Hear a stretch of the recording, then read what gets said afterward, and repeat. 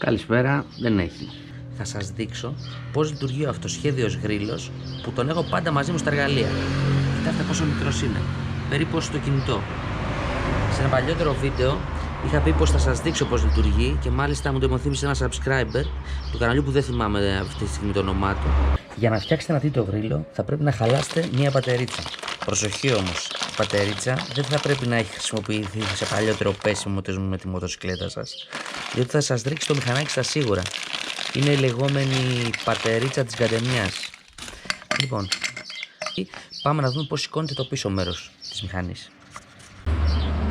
Παίρνουμε αυτά τα δύο κομμάτια. Έχω βάλει και λίγο ταινία εδώ για να μην πληγώνει εδώ τη βάση που έχουν τα περισσότερα μηχανάκια. Αν δεν έχει το μηχανάκι σας είναι παλιότερο και από το δικό μου, που δεν νομίζω, το βάζετε στο ψαλίδι, πανεύκολο, εδώ. Λοιπόν, πάμε να το δούμε. Nice and easy. Μπαίνει αυτό εδώ μέσα. Το βάζουμε εδώ. Εδώ είναι καλά. Και πόσο εύκολα σηκώνεται. Βάζεις αυτό το κομμάτι εδώ. Σηκώνεις το μηχανάκι εδώ. Τσακ. Έτοιμο. Το μηχανάκι είναι στον αέρα. Να σας πω ότι εγώ έτσι άλλαξα τα λάστιχα μόνος μου με αυτό το γρίλο. Στην αρχή είχα χρησιμοποιήσει ένα γρίλο σταθερό που έχω μηχανής, αλλά μετά ήθελα να το δοκιμάσω κιόλας για να δω πώς θα γίνεται έξω, ενδεχομένως ένα ξέρω εγώ, σκάσιμο σαμπρέλας, και λειτουργήσε μια χαρά και μπροστά και πίσω. Πάμε να δούμε και μπροστά πώς γίνεται. Λοιπόν, για το σηκώμα του εμπρόστροχου, πώς να προλογούμε εδώ το κόλπο, θα το μάθετε άμα το φτιάξετε, δεν είναι κάτι. Λοιπόν, βάζουμε αυτό εδώ πέρα μέσα, σαν να αλλάζει θέση, δηλαδή στο ύψος της πατερίτσας. Βάζεις εδώ ένα ανταπτοράκο που όλα τα κομμάτια το έχω πάρει από την πατερίτσα. Αυτό εδώ. Τώρα αυτός είναι ένας δικός μου τρόπος, έτσι μπορεί να λειτουργήσει και αλλιώς. Και αυτό εδώ. Κοιτάξτε τώρα.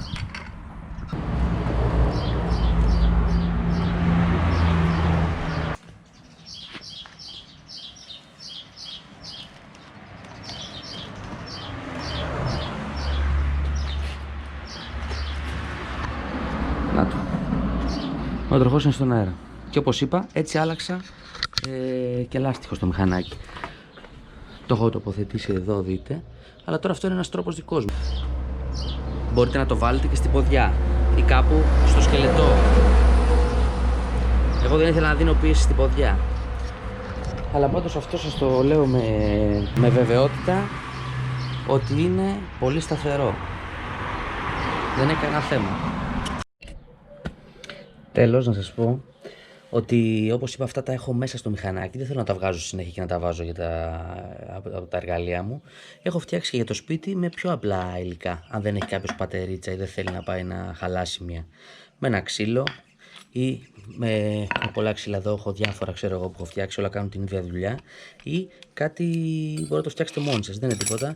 Παίρνετε ένα σίδερο, ξέρω εγώ. Έχω σημειώσει και εδώ, αν δείτε, front και rear, γιατί είμαι και αγγλομαθής. Βάζεις αυτό μέσα, έχω κάνει τρύπες εδώ πέρα, πολύ απλή κατασκευή, δες. Βάζεις εδώ την τρύπα, από αυτή τη μεριά μάλλον, για να φαίνεται που είναι το rear και το front. Και, μισό, βάζεις εδώ την τρυπούλα, αντιδρώ, εδώ, μέσα, και την κοπηλίτσα εδώ, την ασφάλεια, πες τι όπως θες, και το βάζεις εδώ αυτό και σηκώνεις το μηχανάκι. Αυτά από Motorocker. Keep on rolling και τα λέμε στο επόμενο βίντεο. Για χαράδρα.